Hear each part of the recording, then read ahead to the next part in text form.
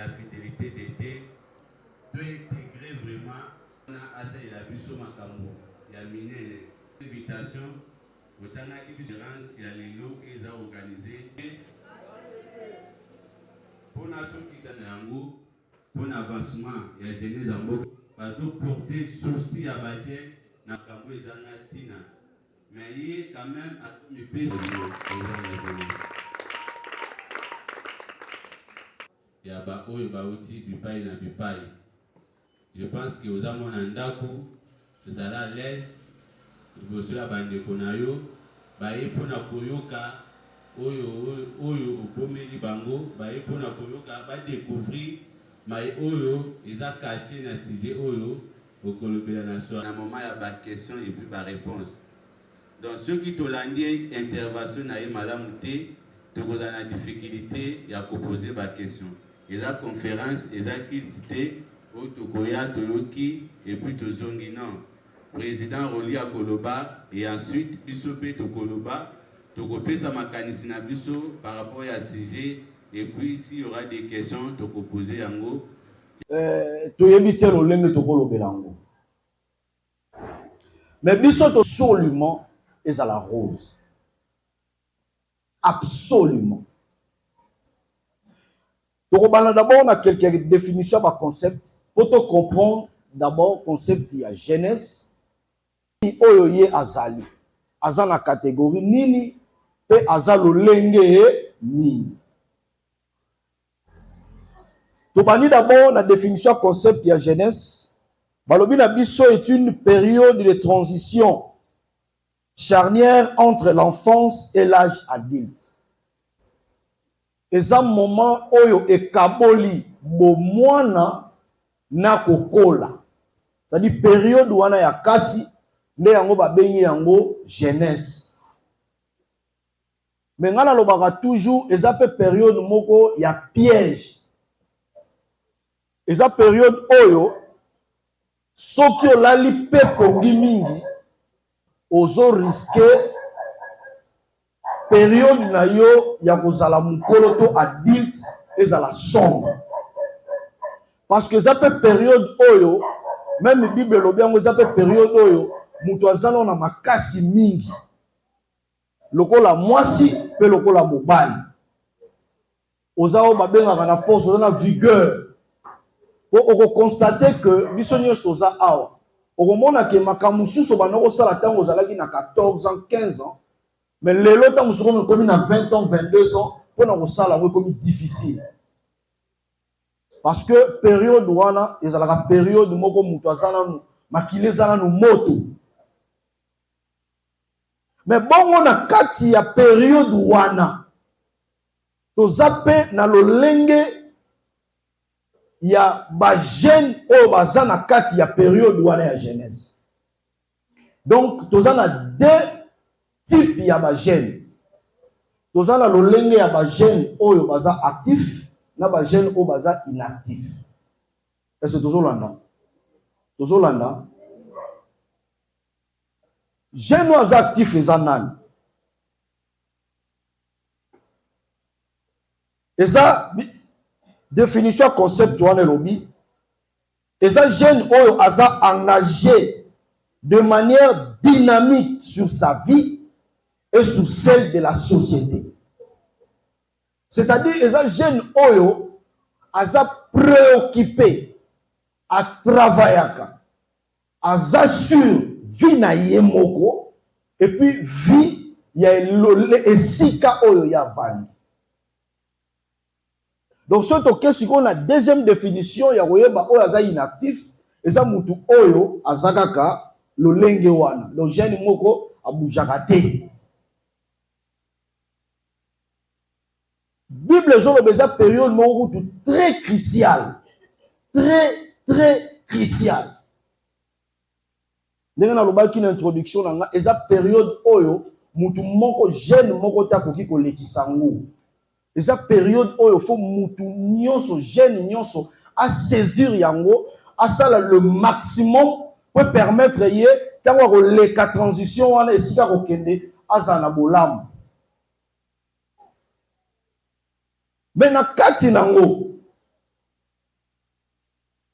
on peut constater que ezala balolenge ya ba jeune mususu, c'est-à-dire oyo tobengaka ba jeune moko na ye moko azoyeba te kaza jeune. Et là maintenant, à ce stade, on me qui comprendre que jeune actif et jeune oyo aza préoccupé na destin ya vie na ye pe na destin ya société sikavani. Et oyo aza inactif et ça oyo il ne se préoccupe de rien, quel que soit la vie ya yemoko na vie ya même de sikavani. Donc nous avons sikavani, cela veut dire ndaku, lupangu, balabala, commune, pays, quartier, ville.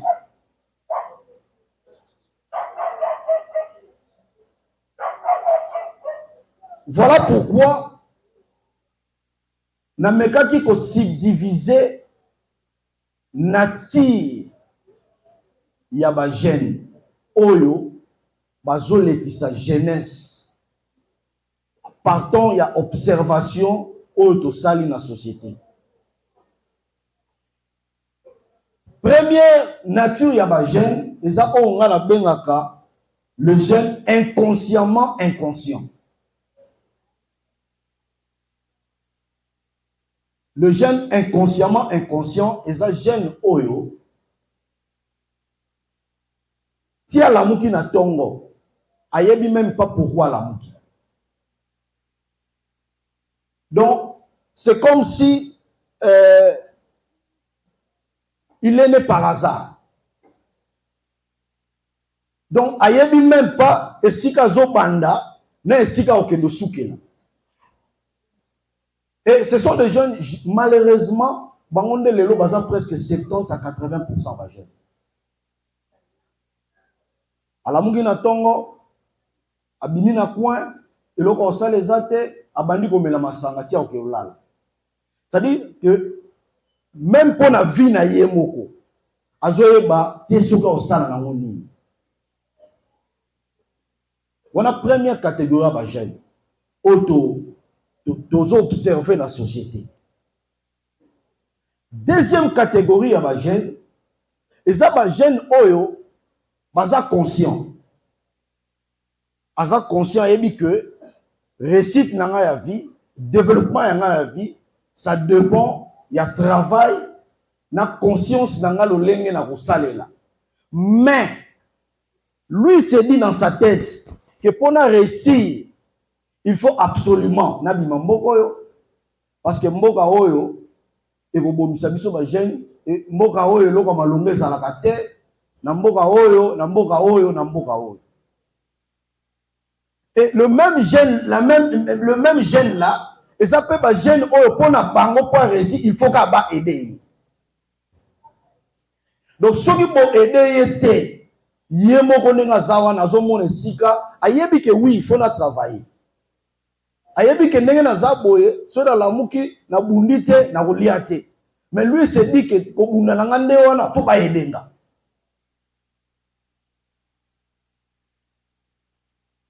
Catégorie. Mais le fait qu'on n'y m'a qui au comme jeune à troisième catégorie, c'est parce que ça la qui choix mon bon côté. Mouton peut avoir la catégorie à liboso. Il peut pas ça la qui choix, il y a la catégorie à liboso.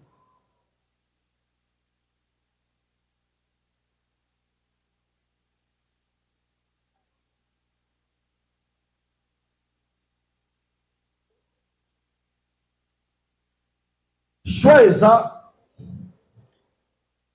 makambo nyonso ozokutana na ngona ba réalité nyonso ozolekisa ba imprévu ba inattendu nyonso ozokutana na ngo wana o nyonso ozokutana na ngo ba réalité famille obotami na ngo ba difficulté ozokutana na ngo tout ba blocage ozokutana na ngo réalité wana nyonso ozokutana na ngo.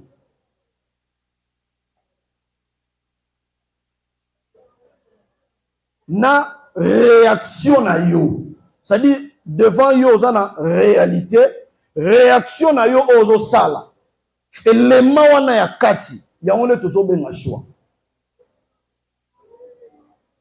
Est-ce que vous comprenez? C'est-à-dire que na botami na famille moko eza que eza vraiment difficile.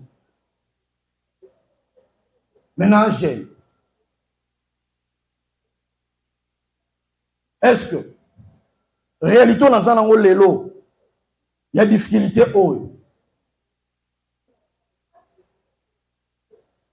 réaction oyo zobimisa étant jeune, c'est-à-dire réaction oyo zobimisa wana que il faut na changer situation oyo to il faut na tikala na situation oyo élément wana yango nde babengi choix. Soit au demeurer nango, soit au progresser nango.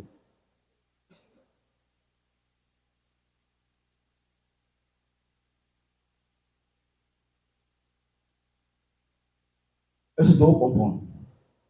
Est-ce que tu es bien? Ok, bien. Donc, pour nous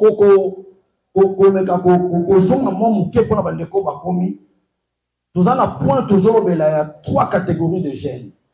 Les gènes inconsciemment inconscients, oyo bayebi même pas pourquoi babotama. Et puis tu as les gènes oyo baza conscient, mais pour na ye récite na ifa bimaka alboka oyo to pour faut ba aider kaka to ye faut ba salise kaka. Les bato balobaka mboka oyo atotangi misale ezalaka te baza ba gène pour na bango il faut ka ngai il faut na kufaka na poto nga pona zwa il faut ka na bima ba gène wana. Mais troisième gène tozala ba gène baza ke ye pona ye partout où a kozala citation à kozanango il faut toujours à ça la choix ya réussite pona ye lié et sika eza difficulté pona été.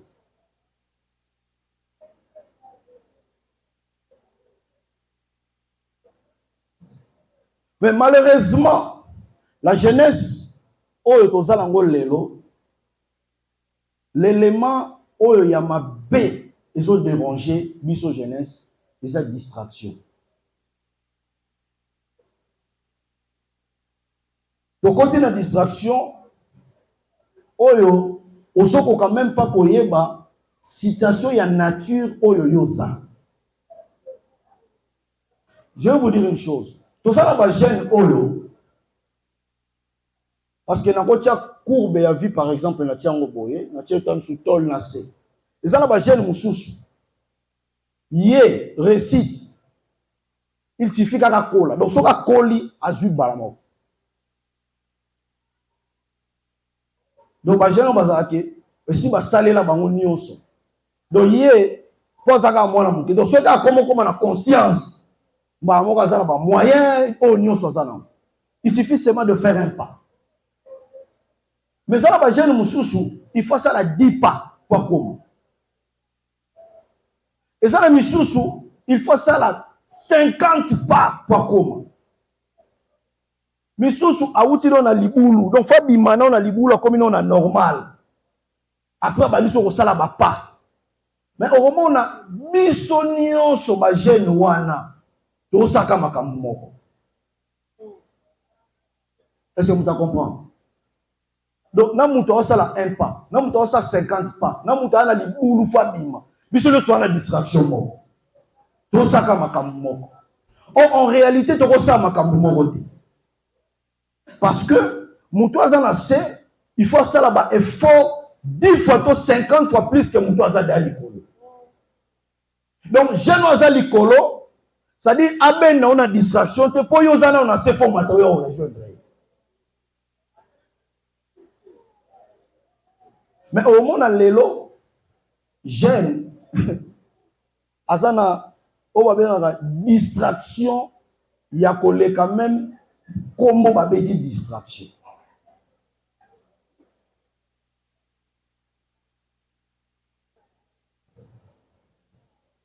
Maintenant, la citation là,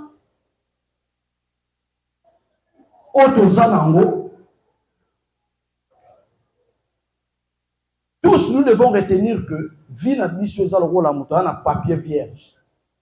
mutu nyonso faut koma histoire koma quelque chose na papier. Soko comité batu ba otanga te eloko te.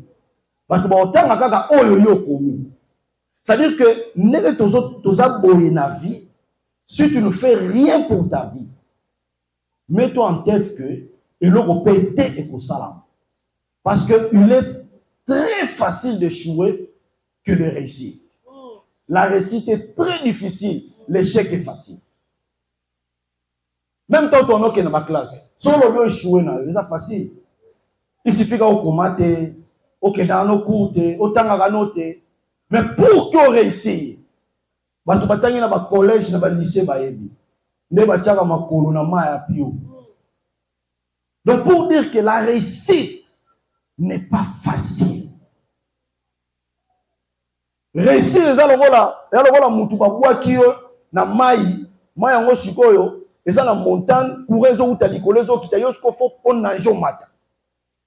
Donc si tu ne fournis pas des efforts, mai ezani emema yo. La vie elle est telle. C'est-à-dire so sali effort personnel te. Pour quand ça te que nos vies au sali sa yo. La vie ici que tu vois, le monde ici ne te doit rien. Même ma parents na yo ne te doit rien.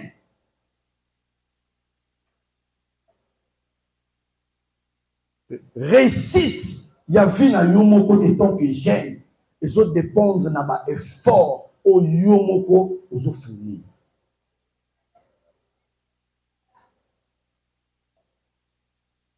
Parce que pour réussir au comati l'écolo, et ça facilité. Est-ce que tu comprends? Est-ce que tu comprends vraiment bien? Parce que, les conférences débat, je me retourne en comme en souka, tous un échange. J'aimerais que, na solana, ba jeune moko, oyo ba comprendre que, moment, il y a révolution dans la yango. Na solana, jeune moko, oyo a senti qu'il y a un peu distraite ou distrait, à comprendre que moment où on est, il faut ngana bana makam parce que na outu bisabino de parents so ko za jeune entre 18 à 30 ans ozane loko sala kante ozana source ya revenu te yone ozana ata 500 francs et kota rezate. Mets-toi en tête que ozala pauvre na vie na osambela mingi ozala fort spirituellement d'ailleurs. Comme un peu prophète, mais mbongo ozwa ngote. Parce que période de jeunesse oyo, déjà période oyo il faut qu'on fournisse plus d'énergie pour la stabilité de la lobby.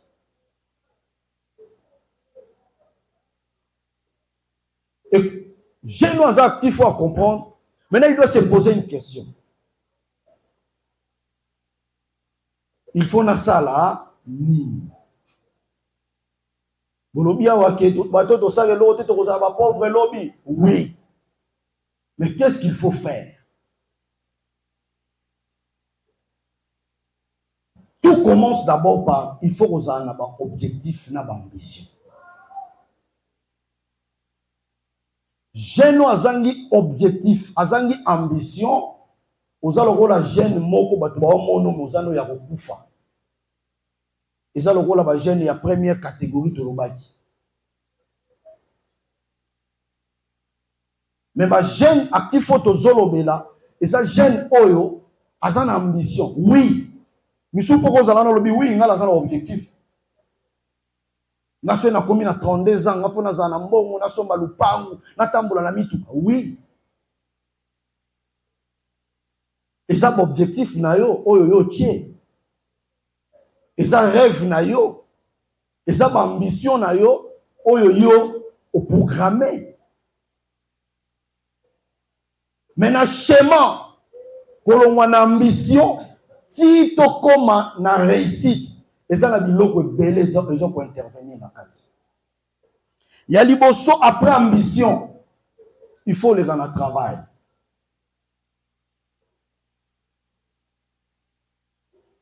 Entre ambition et travail, ils ont un facteur, moi, ils ont un 4. kolongwa de travail tokopase na discipline. Entre travail na discipline eza na facteur moko eza na kati wa. Soki tolongwi na discipline, il faut toleka na gagne ressources, c'est-à-dire il faut comme na capacité ya kozala na ressources moko permanent. Eza pe na facteur moko na kati wana. Belema na nyonso na zoloba na kati nango ba facteur wana eza ka facteur moko mukia na kati. Soki po longwe na yango na revenu oleki na eloko mususu babengi épargne. Na kati wana eza pe na facteur moko eza wana. Longwe na épargne toleki na investissement. Na kati wana entre épargne na investissement eza pe na facteur moko eza na kati wana. Et puis kolongwa na investissement ya suka ezali savoir protéger tes ressources. Tolobeli ya liboso ambition, travail, discipline, revenu, épargne, investissement, savoir sécuriser tes biens. Mais na kati ya babiloko nyonso tozolobela na kati nango eza na élément moko eza na kati wana oyo ezosenga. Ezala mutu akodevina.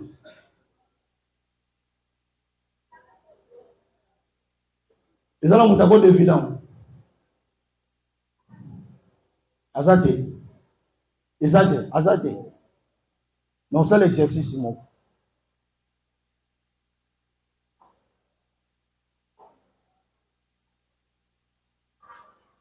Na ligno. Na ligno.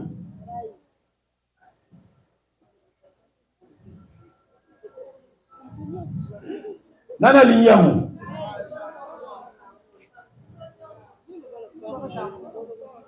Voilà. Voilà pourquoi aux ambitieux, aux objectifs, aux rêves, mais aux qui s'amadent. Parce que au tikalaka na kolobake, nga il faut na zoa, nga il faut na koma, nga il faut na sala, nga il faut boire. Mais tu n'as pas agi. Na kanse muta hôtel ma zoa. Est-ce que vous comprenez?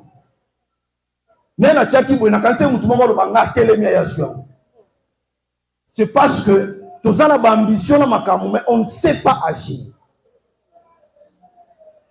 Et les mots na bandolo bela les nyonso na ba étape nyonso mutazo lekisa. C'est-à-dire que tu as une ambition, on le kana travail, il faut agir. C'est-à-dire au cause de l'ambition, si tu n'agis pas, au cause de la travail. Est-ce que vous comprenez? Est-ce que vous comprenez? Il y a un moment que jeune, il se dit qu'il y a un 32 ans. Il faut absolument nazala mutukingandi. Et tu as le slogan. Même si papa, soit mon papa l'a tourné, il dit oh, ne t'en fais pas. On a 32 ans, on sommes de la binondaku, tout ça, ne t'en fais pas. Mais comportement ya mutu oyo par rapport à ambition na ye osomo nango contradictoire.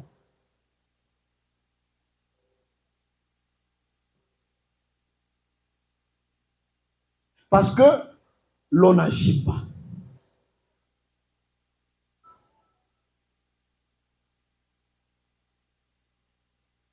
Mais mettez en tête que même Batou, il y a l'élo, nous célébrer, nous Batou va réussir. Botiana Mutuna Bango, ces mêmes personnes basées dans l'ambition, c'est parce qu'ils avaient agi. Ce qui va agir, ça qui était, Balinga qui paie, Bakoma, place ou anate. Pour ambition, et ça élément il faut ça élément moko zo motiver yo. Yo moko mutomi pesi ambition na yo. Yo moko poche objectif na yo oyo linyo za la lobi na vie. Réussite na yo et ça dépend na ba ambition oyo yotie. Mais mettez-vous en tête. Moutou aza na ba ambition. Aza moutou o aza censé yako o ba benga de payer un prix. Tu dois payer un prix. Tout ambitieux, il faut payer prix. Tu dois passer dans un élément de sacrifice. Na ute kolobango awa bato batanga na ba lycée na ba collège bayebi ndenge batiaka makolo na maya pio na 2 heures pour préparer l'examen. Ils ont l'élément de sacrifice. Parce que ce qu'on sali en côté, ba objectif na yo tia ki mo atteindre en haut exact.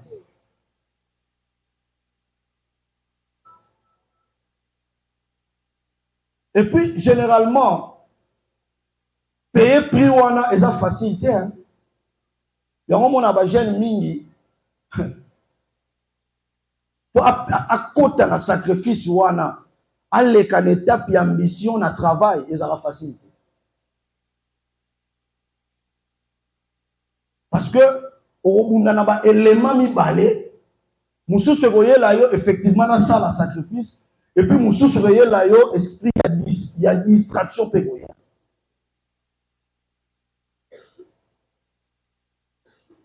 Mais moi je voulais juste conscience na bino pour hôtel sabino que les lois agents vous avez une responsabilité très limitée. Peut-être nous sommes pas pas ma parents. Mais après 10 ans, on se rend compte que certaines responsabilités comme à Yomo Fossalam. Au fur que à Jésus Poussana, on recommande la responsabilité, il y a Yomo Ko, autre autonome. Mais ce qui ont mis bongi ça quitté.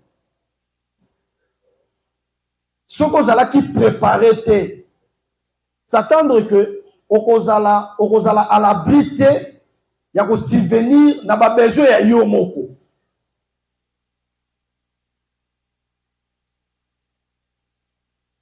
Parce que mouton bato nyonso lelo bana ba vie difficile, ma parole nyonso lelo bana ba vie difficile. Donc ba ça ba gêne. Ba ça na ba venir à bien. Bon pas dolo ba ki ngai ne na zabo na kozala place bo na novanda place bo na kosoma ndako place bo na kovanda na ngana Miami. Mais le loi se retrouva quelque part. Parce que, sûrement, pour aller qui cette période où il y a jeunesse, n'attend sous une distraction.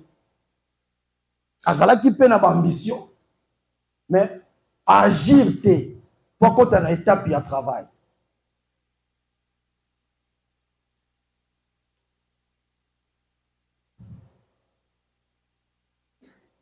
La question, où il y a se poser les sources. J'ai des ambitions. Na défini mon objectif nangai. Rêve nangai zana comme X. Mais quel est le prix à payer? Très ambitieux. C'est-à-dire soka olobela yo makambo yefwa zala. C'est-à-dire okolobaki non tipo yo aza suka.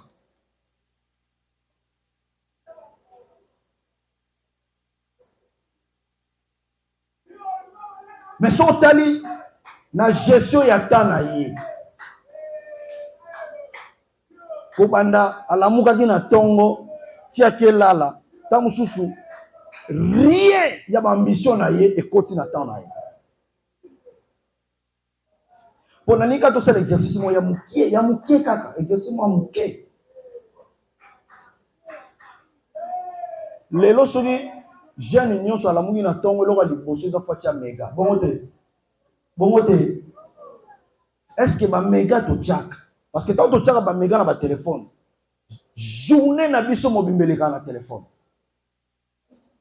Tant nyonso to l'examen na téléphone. Qui est ce jeune là? on a un téléphone à travailler pour un objectif. Les deux abos. Peut-être Morotomi Bale. Mais la majorité, c'est pour des futilités et des distractions.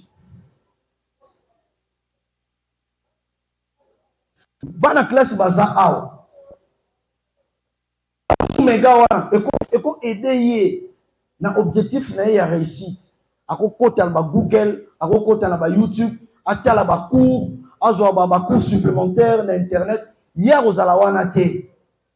C'est-à-dire Alexa tanyoso na on écoute ça objectif na été. Et c'est ce qui fait que le temps ils ont les cas, moyen pour atteindre peu objectif na yo exact.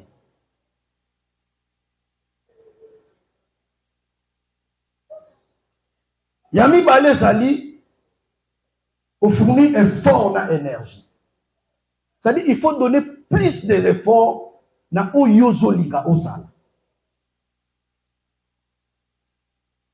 Donc concentre plus énergie na yo, effort na yo, ba sacrifice na ba onyo soana na oyo yozolinga osala lo. Soko sali en moté. Cela veut dire que tu verras que chaque année, ma ambition les autres poussent toujours. Nalazalaka, l'exercice on a salaka. Ce qui année et bandit, je me fixe des objectifs de l'année. Je me dis cette année, il faut na sala 1, 2, 3, 4 activités. Chaque 3 mois, on a évalué. Na otala, soit on a évolué ou bien on a évolué. Na fin de l'année, on a évalué. Et c'est là où je me dis, année nanga oyo, est négatif ou to est positif. Troisième eloko ezali, il faut éviter la distraction. Bandeko, s'il vous plaît. S'il vous plaît. Genosa awa. Distraction est un moment la bisonalité. Parce que tu peux te dire, je me sacrifie pendant 5 ans d'un travail acharné pour qu'après 5 ans, na vivre vie n'a pas bien. C'est possible.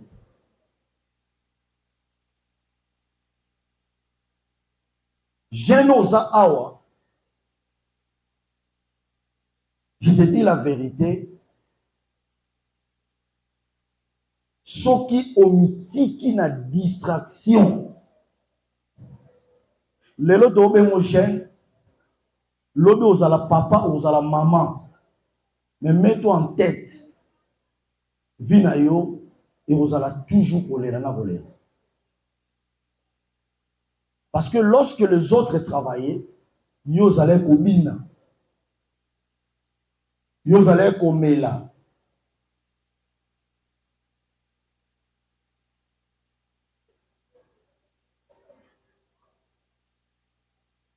Éviter la distraction et que permettre yo aux à toujours concentrer dans l'objectif. Parce que Mouto a se souviendra toujours l'objectif naïe, on a toujours aux aguets à comprendre que nous sommes censés avoir ça la erreur. Parce que dans le bas au départ, awa, ne pas faire un choix, c'est un choix. C'est-à-dire que ce qu'on dit que ngai na jeune na sa nyonso malamu beza pe choix na yo.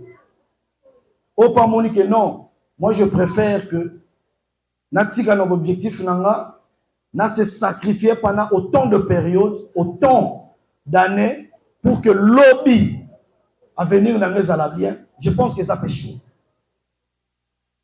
Mais au pas moni na nyonso mi balé wana yé a osa ne choix ta fa ne calme, a ça le peut choix calme.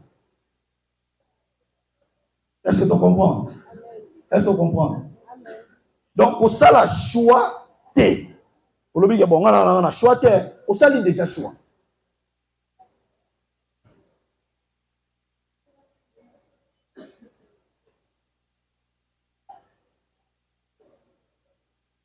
Dans mon livre, je vais papier. Est-ce que tu comprends? Est-ce que tu bien? Est-ce que tu sur la bien? Donc, moi, je voulais juste éveiller votre conscience. Il y a autant de sabino que période où il y a tant où il y a jeunesse, où il y a lelo. Ngongo zo lekisa. Eza ngonga oyo koki ko lekisa ngo kaka boete. Parce que ça période déterminante il y a vie na yo. Soit tu échoues ou tu réussis. Donc eza période moko oyo okoki ko mema ngo na ndenge zo memela ngo wana te. Eza période oyo il faut makolo na yo za na mabele. Tu dois être le plus posé possible, le plus sérieux possible.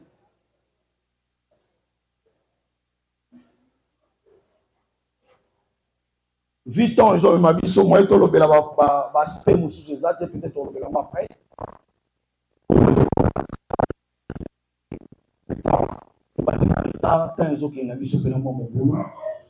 Je pense qu'il y a un peu de merci beaucoup pour l'attention à Bino Nenge.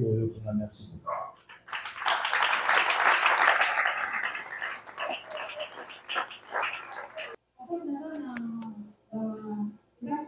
Question de la préoccupation. Vous avez parlé de la jeunesse, j'ai parlé de la jeunesse, mais comme étant une période.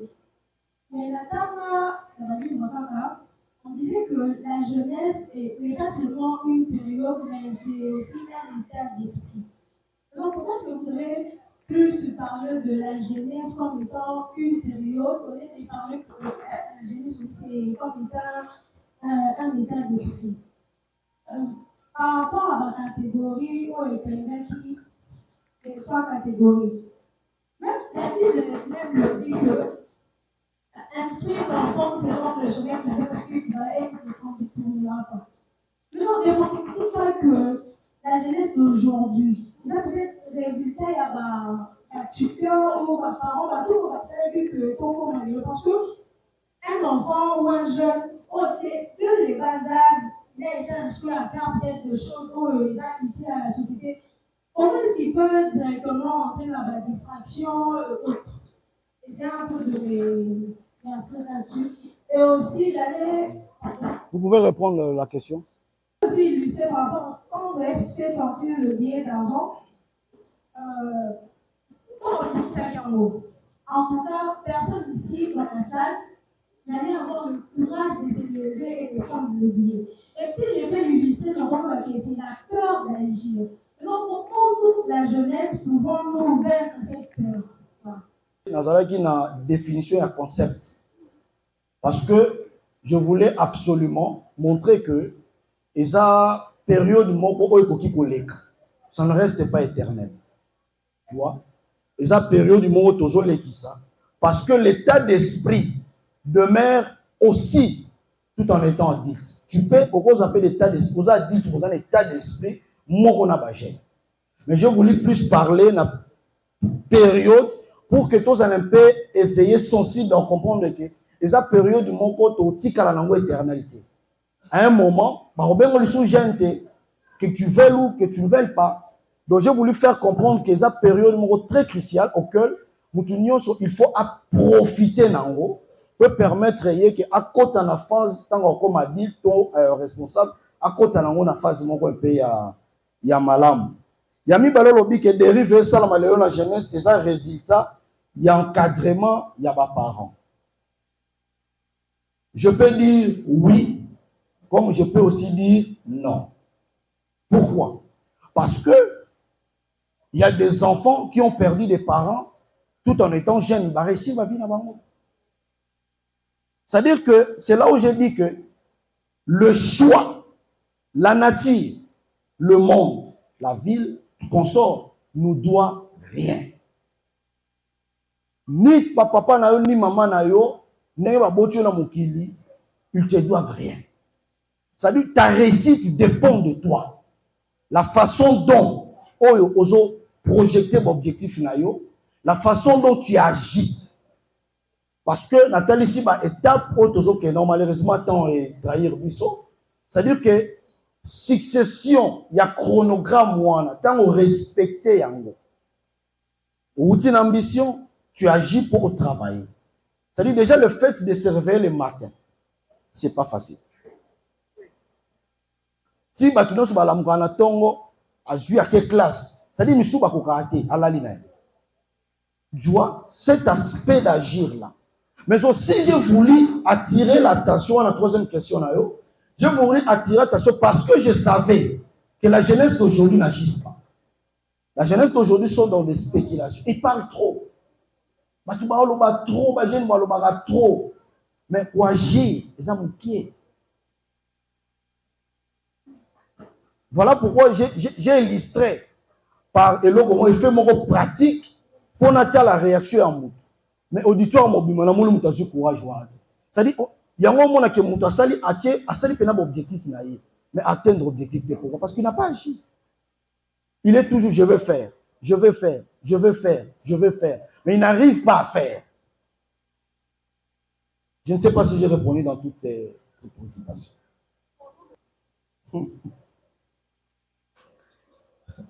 Ça aussi c'est et un muzindo et mon besoin est belé au loba, mais je peux dire ceci. Généralement, quelqu'un a peur parce qu'en lui, il n'a pas confiance en lui. Intérieurement, lui-même, il ne se fait pas confiance. Et c'est ce qui fait que comme tu ne te fais pas confiance, tu as peur non seulement de l'environnement, mais tu as peur aussi de toi-même. Tu te dis que je ne peux pas. Tu vois? Et aussi, actuellement, aujourd'hui, cette peur-là, c'est ce qui fait que beaucoup de jeunes vont réussir. Aujourd'hui, beaucoup vont réussir. Parce qu'ils ont peur, il n'y a que deux aspects, peur et honte. Mais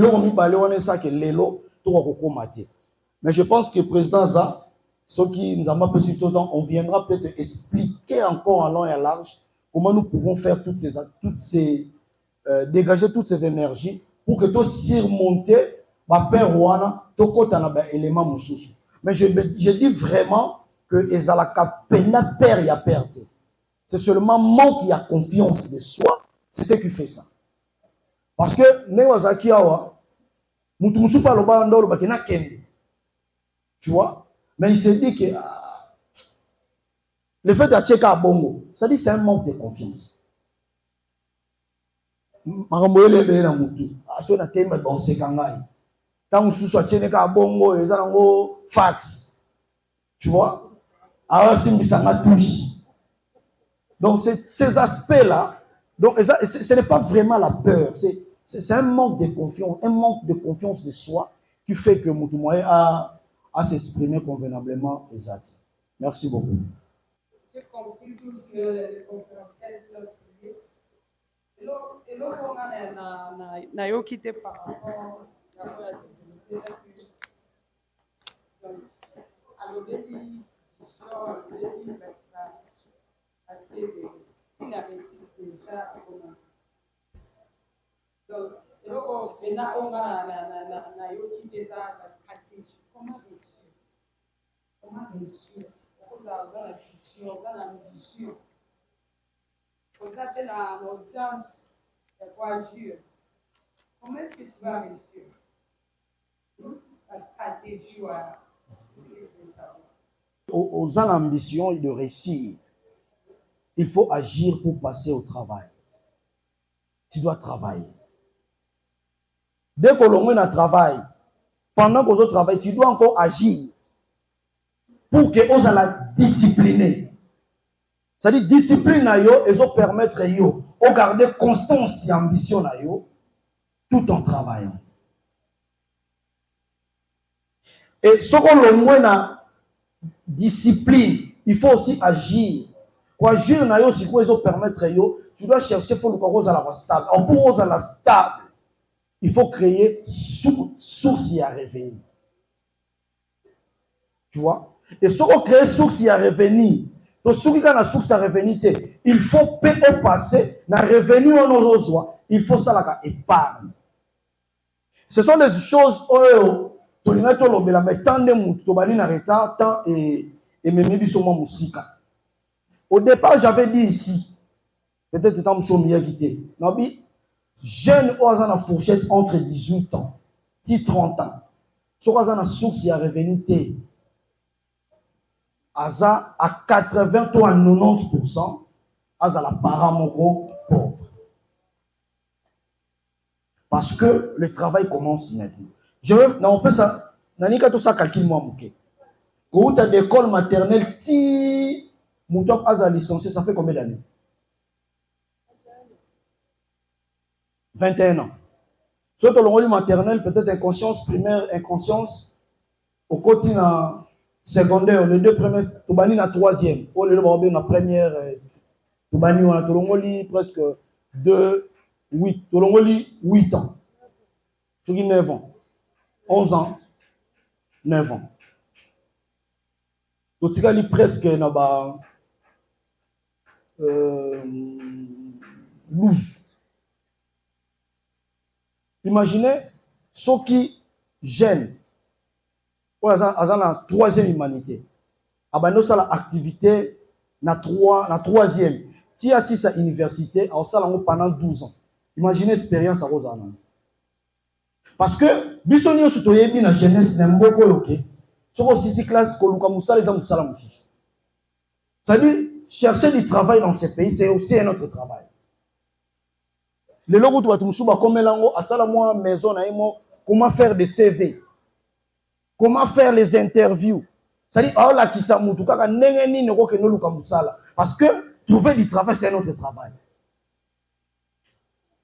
Ouest africain. Aujourd'hui, mais lorsqu'il y a en 2006, ce monsieur aïe et pas ya oncle naïe. Abandi, kokende kosala qui kwata. Donc, kwata, je pense. Kikwata. Et le monsieur a se fixé qui objectif déjà en 2006. Tu sais qu'est-ce qu'il a fait? Azwa bidon, a kangango, a kunda yango nandako, a tigara libutu. Qu'est-ce qu'il faisait? Soka kekop, mbongo nyonso a kozwa, ya longolaka $25 ne au vivre la journée. Et le onyo se tigara tiena bidon. Mais je vous dis, tu es beaucoup tananaye 12 ans plus tard. 2006. Non, tu as année passée, c'était je crois 9 ans. Après 9 ans. Le monsieur actuellement, a Kasavubu. Donc, il y a deux bâtiments, 3 niveaux, 3 niveaux. Donc, du coup, on a peu près 12 appartements. Au bâtiment, on a $600. Abimisa, jour Abimisa Rambon, Abimisa plus de $100,000 dans la caisse. Et c'est ce qui a fait qu'on a un magasin. Tu peux imaginer un jeune Congolais qui peut faire 10 ans à bon na caisse. Un jeune Congolais. Vous pouvez imaginer ça. Donc, il y a un calcul simple. Aujourd'hui, je vois $1 au sommet de la méga par jour. L'obika une année on y selon somme à méga na bomba $1. À la fin de l'année, tu as combien? Au cours de l'activité. C'est parce que tu as une illusion on a mis tout. Tu as une illusion, tu as réfléchi autrement. Aujourd'hui, le jour où ma biche a plus honte. Mouta ota la teke, ota la stabilité na ye ya lobité, ma ota la sonyo ya zoka lelo. Et c'est ce qui dérange. Il y a un moment que mouta okola, étant que jeune okola, lobi okomi parents pauvres parce que au lekisi tanyo sur la distraction. So na tuni auditoire nde tozawa lelo na tuni nani akoyi kotelema yebisa ngai ke akobanda activité lobby maza na fond de commerce. Il commence une activité de rien. Comme sous mouton zalate. Et je mets en défi mouton yebisa ngai activité bandi activité lobby sans capital yebisa ngai ce que je donne $50. Ah bah bien belé. Oza? Ah. Objectif ngai ezaki un jour nakoma continue parce que nalo sepela nango depuis nazaki moke puis ntango nakoli je suis formé et aujourd'hui naza maître cuisinier pour aller pas nakende baplace etenga bakende parce que j'ai déjà passé par là comment la boule nasala eloko na ngambo pour faire ça yosenga nazala biloko ekomemanga ti place nazosenga na komosala c'est en capitale. oui c'est ça So biso to luka projet aux en capitale qui.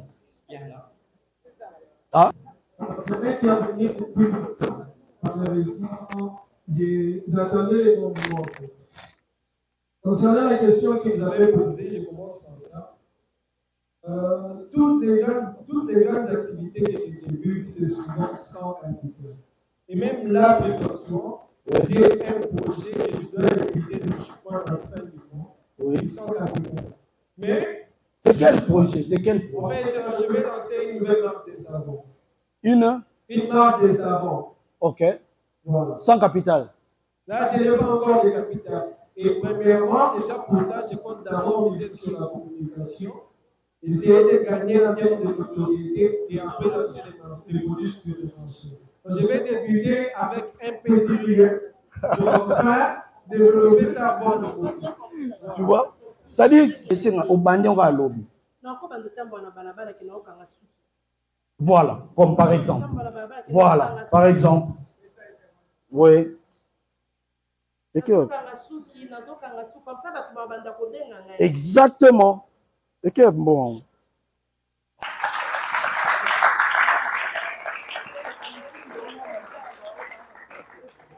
Voilà. Tu vois par exemple l'activité à Boy. Balabala, Kosorola, Wesse, c'est un problème. Moutouma la mouki na ton. Maman, est-ce que n'a pas comme la vie, ou pas, ou n'a pas comme la vie, ou c'est tout ça. Ça demande rien. Chaque parcelle, par exemple, fixé bango 5 000 ou 10 000. Imagine sur ça, 10 parcelles la journée. Tu as 100 000 francs congolais. 100 000 francs congolais sans capital. Mais là, au salon, on te poigne. Au salon, on ah, maman, on a fait l'histoire du beau.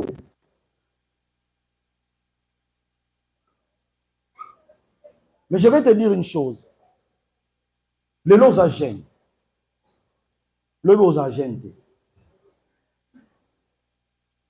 Pauvreté à Moutebi Maratan a comment la responsabilité. Les lots, c'est rien. Tu as de grands frères aux parents. Sur le temps, sur un pantalon. Papa ne sera mon au sombelo pantalon. Parce que mon un pantalon. Grande sœur non sombela. Mais il arrivera un moment où yomo faut somba pantalon. Tant que faut sombela moitié lamba bana. Au même le niveau que on quand même pas consommer la moitié na yomo. On sombela bana. Tu vois ici quand pauvreté à Moutebanda. Mais quand tu commences à se préparer maintenant, aujourd'hui, mais accepte, tu vas seko keyo, tu vas sekayo, mais lobby, aux la capacité à go. Parce que tous les gens vont seka bango, na souka ba yona bango président. Bato nyonso ba seka bango parce que à se fixer objectif. Ba benga bango président. Lelo, la jeunesse, il y a lelo. Même pas qu'elle ne voyait pour la moussala, c'est un problème. Nous avons battu mingi tout ça, basala la misala, tout ça, rana bon misala. Baya asuna belève. Babi belève, ba comment mutu passi. Oh l'accès moussala mais on dirait yekop. Mais imagine maintenant métier au yébité. Courage d'agir paix exaté. Si vous l'objet on osala nani.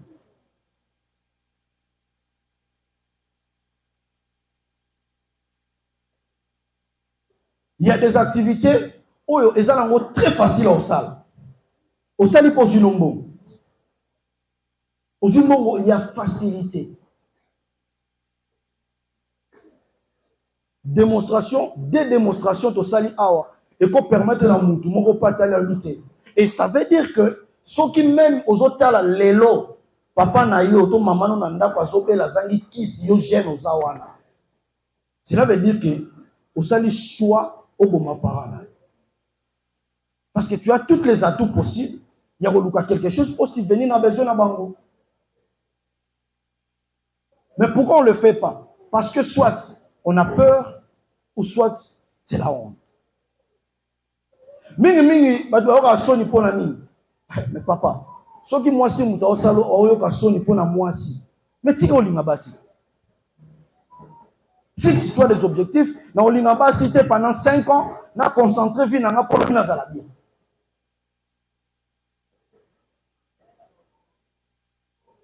Mais quand on ne le fait pas aujourd'hui, tu le feras plus jamais. Et malheureusement, jeunesse est pardonnera terre. Ngala mona batu bazalaka so akoti na bara sombeli batu nyonso masanga. Mais lelo, même pas que ne bar, so tourni abi charge na koma na ngoyo. Et permettre na suna que nous va na baba na somba masanga. C'est pour dire que période de jeunesse est les caca. Quand tu n'agis pas aujourd'hui, s'attendre que l'obi na yo est la catastrophe. Accepte aujourd'hui, babengo yuma, mais l'obi aux la yank. Parce que yankeza ni, yankeza tant l'obi aux la capacité, autant il s'abana na yo bien, aux vivre bien, famille nous a bien. Yankeye wang. Yankeza te ba mono lelo po olati pantalon okitisi yango na se nde yanke. Non. Merci beaucoup, je ne sais pas. Est-ce que tu peux mettre la présidente à beau matin? Comité jeunesse na église oyo. Ana mituna mibale mais il a amitié dans section balamoko. Pour une observation, il y a la jeunesse dans biso, beaucoup dans biso aussi, ndenge totangi dans la classe, dans la philosophie qui est aussi la classe, que de Kougamissala quelque part, nous le bas il a passé.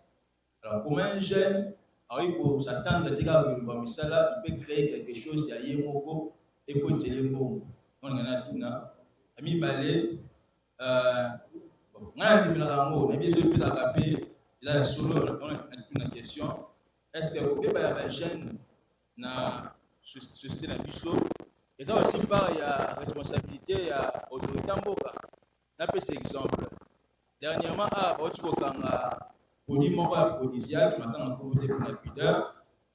Et ça, qui m'a bébé dans la jeune, mais depuis quand la a pour la ligne.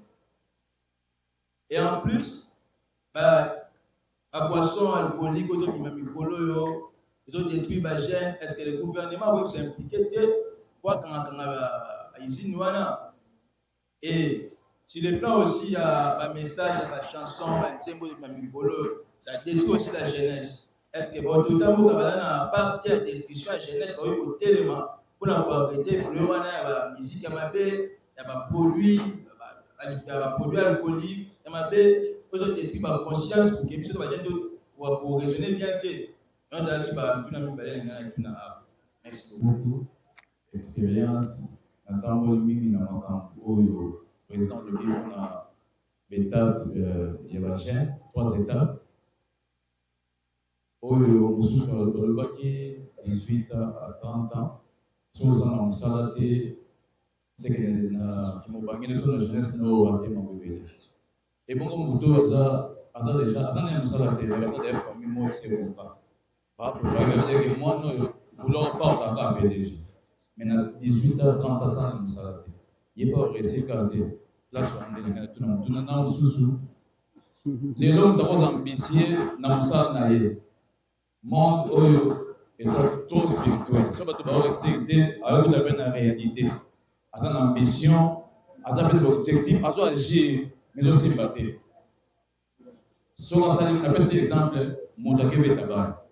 Mais qui voit ti basi si baki ti basu pété a super chance ya rouge. Donc va ti traiter. Mais ça comme ici avec un objectif là, il suite. Problème est ça pour n'était sur réponse à raison sa place bon. Avec une force, avec une déterminée le il faut n'a pas même sur quoi ndaï. Mais à comme à TP pas agir ma comité. Moussousou, problème on a une salle comment? Continuité et veille à jeunesse, pour ça les sabiso parce que ba erreur oyo na age na komi nango na commettre na kolinga te ba o baza ba leki ya sima nanga ba yaka kana ba erreur wana. Donc partager l'expérience peut permettre à ce que oyo kozala mato ya koyoka ayoki.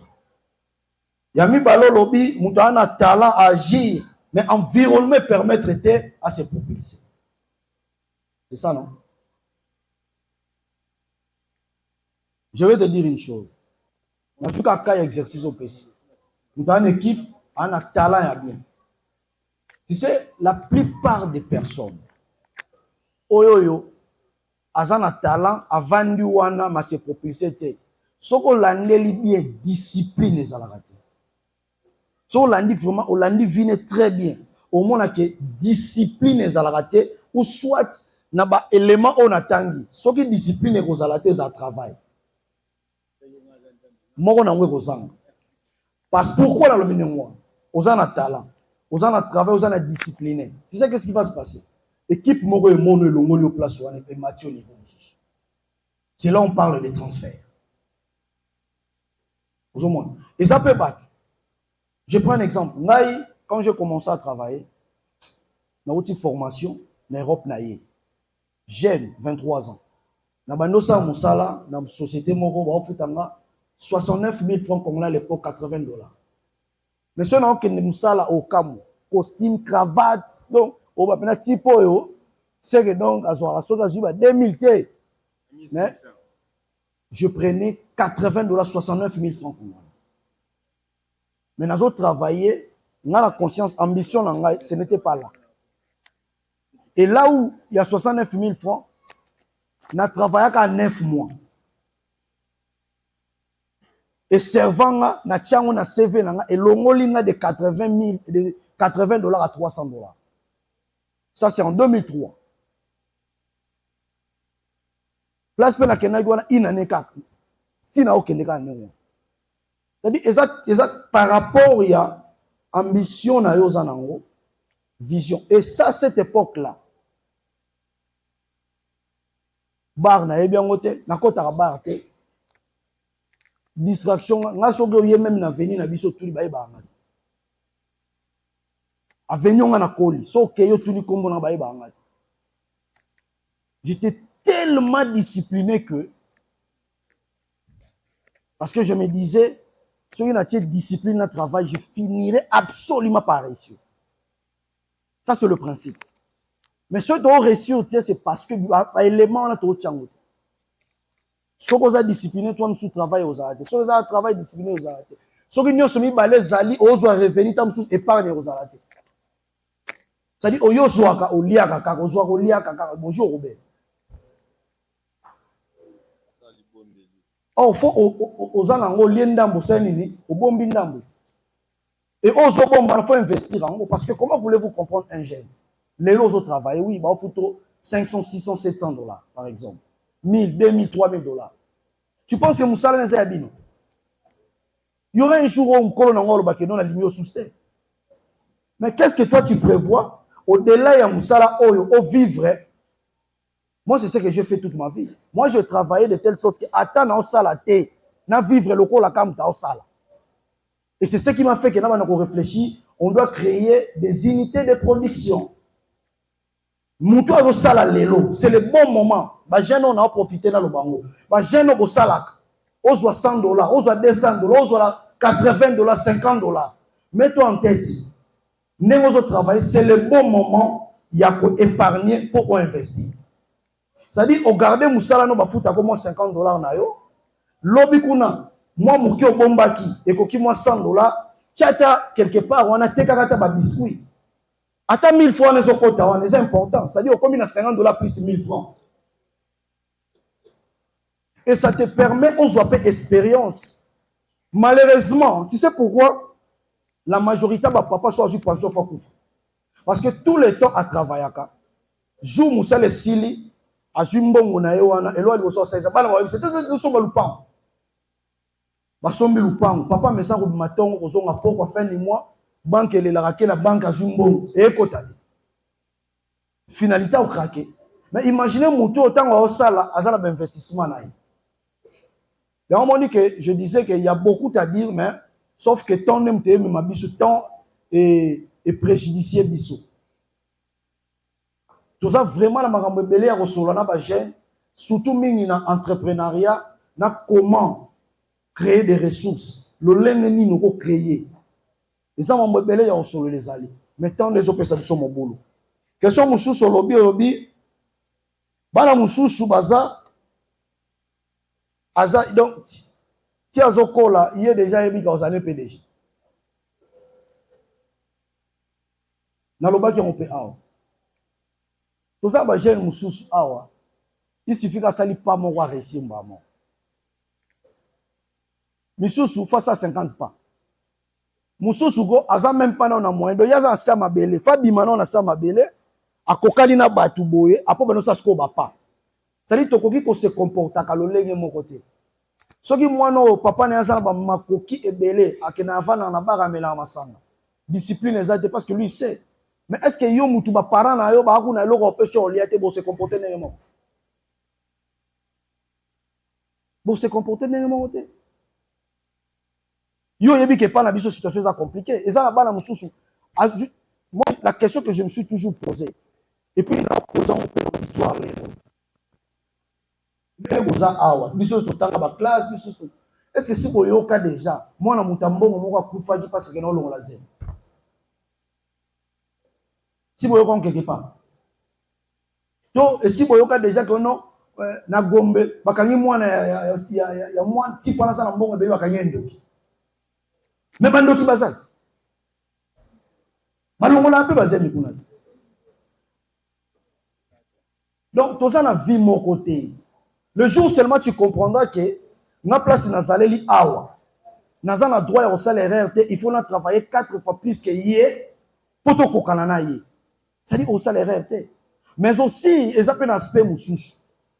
Ça ne veut pas dire que ceux qui ont prédestiné comme un PDG à société à papa na bino absolument pour réussir. Tu peux aussi échouer. Pourquoi comme un PDG pour réussir société voilà? Combien de bateaux va tirer là-bas 80 parcelles et l'eau va s'attendre l'eau? Parce que 80 parcelles dans Kinshasa, vous avez déjà société immobilière. Il suffit d'organiser un bien et que c'est le nombre de partager. Combien de bateaux sur l'eau va tirer là et l'eau? C'est-à-dire, ça ne veut pas dire que ceux qui paient l'eau, papa tirer l'union, qu'ils ont absolument garanti de réussir. Non. La réussite, c'est un choix. Et c'est ça, objectif dans la conférence, il y a pourquoi il y a l'élo. Pour nous voir ça gêne moko l'élo que réussite na yo, koza na yo bien il y a lobby, et autres dépendent de la choix nos sala l'élo. Ce qu'on sale en côté l'élo, au tigre la peu au sale en côté. Question non il y a je pense que ma question on a su ici. La continue ma question il y a papa. On posait 3 questions. Papa lobi boy, question na liboso ezali. Batangi sarabino kaka popo ke no sala na ba société abad. Le lengeni de rosala po jeune a créé etc. tout ça. Oui, c'est vrai. Je pense que là-bas Mikolozoya pour relancer peut-être la conférence moi en mais mets-toi en tête aujourd'hui. Oui. La philosophie éthique dans biso ya lelo ya Congo, ils ont poussé mutu atanga pour que nous musala. Mais la réalité actuelle auto vivre lelo na Congo et ça là que si tu restes dans cette philosophie, cela veut dire que c'est aussi un choix. Parce que aller chercher du travail, c'est un autre travail. Donc na ko dozu musala te musala musufu donc fona sano musala ya koluka na musala.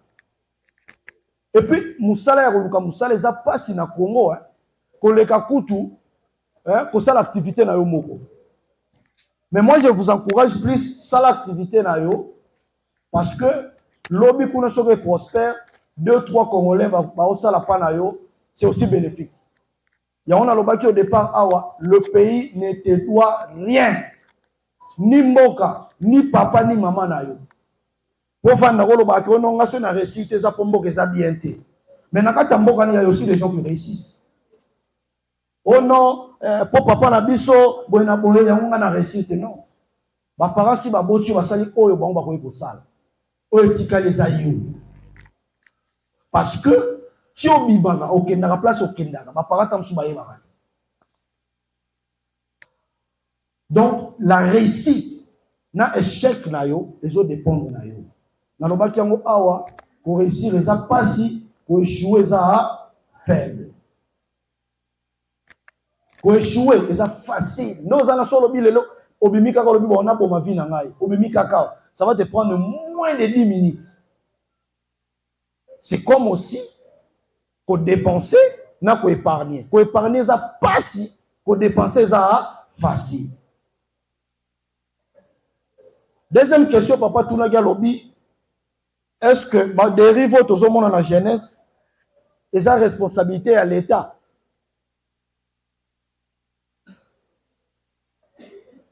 Nakoki koloba na deux volets.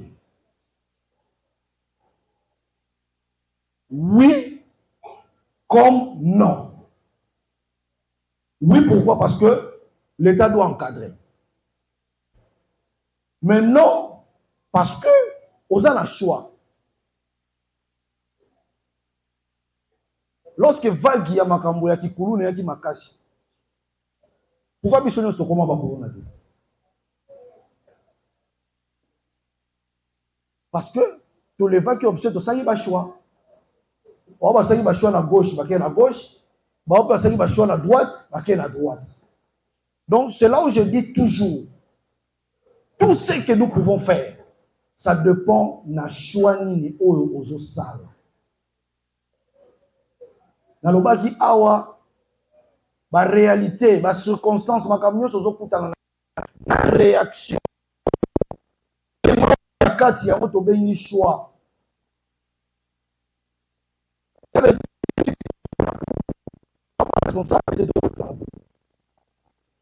Et ça va circonstance des faits. Vous comprenez? Il y a pas circonstance des faits. Mais moi aussi je sais que binopé la majorité pas na boum va complexer. Il y a pas circonstance des faits. Il y a réalité, il y a bolimbisanga, il y a réalité. Bobo ina bino, boa complexité. Vous avez complexité. Boa pas complexité. Ah. Na ope sabino le mabo la ksaki. O na la sabino ki boa pas complexité. Bota la ba génération, soki ya ba camarade na bino te ya ba yaya ba camarade na bino. Ba o nyonso ba resisa na vie, ba vana na boum.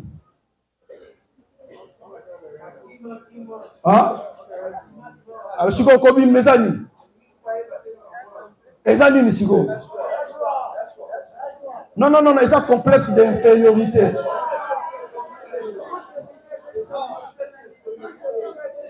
Yoga, siko. Voilà.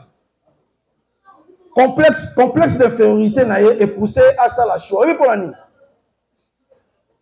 Et permettre à ça la choix, il y a un Sans tourner question, oui, pour l'année, n'a pas ça, n'a bien. Donc, il y a un qui m'a bien posé, il y a mais ça pose ce qu'on banane et ça dit pas qu'on l'a bien. Vous comprenez? Donc ma belle un complexe d'infériorité et pousser à ça la choix. Na boy choité. Na boy choité. À ça le choix. Mais complexe d'infériorité na yé et pousser à ça la choix wana. Et puis à zo boy ya balo bakaza la na boum. Donc alingi kututé donc ba effacer ma trace.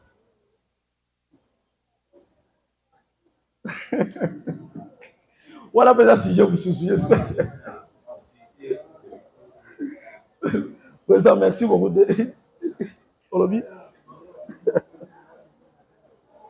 Pardon, papa.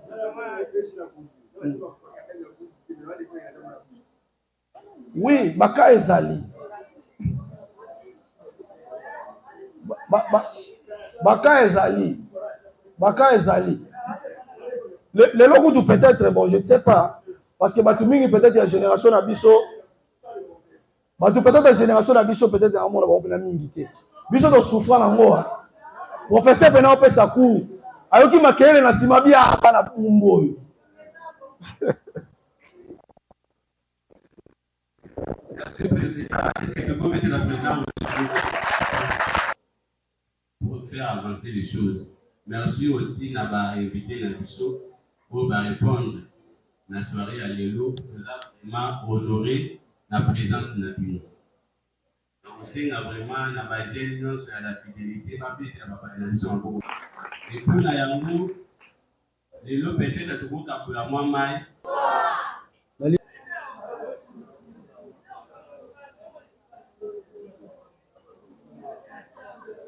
Monsieur, c'est pas une angote. Ah, bah, angote. Bah, angote. Exact. Siko, tchaka. Siko, soko sepeli nango. Oye mbaga nzembo moko biso nyonso. Simbaga nini na yo wana kaka. Nzambe nanga na beleli yo lelo.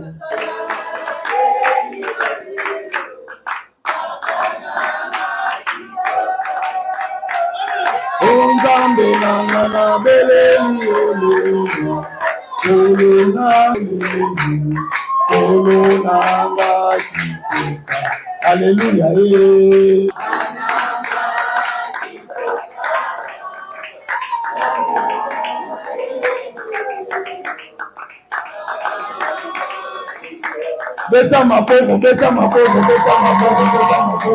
Le succès vient à ceux qui travaillent avec passion, discipline et persévérance.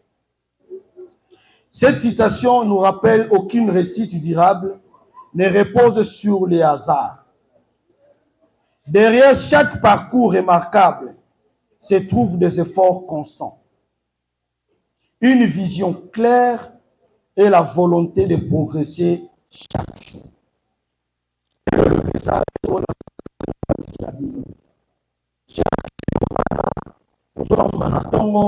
Vous avez toujours la rage de la mieux pour la vie. Parce que l'élo, mes parents baza, l'obi mes parents bazalate, vous allez obligé de vivre sans ma part. Merci beaucoup.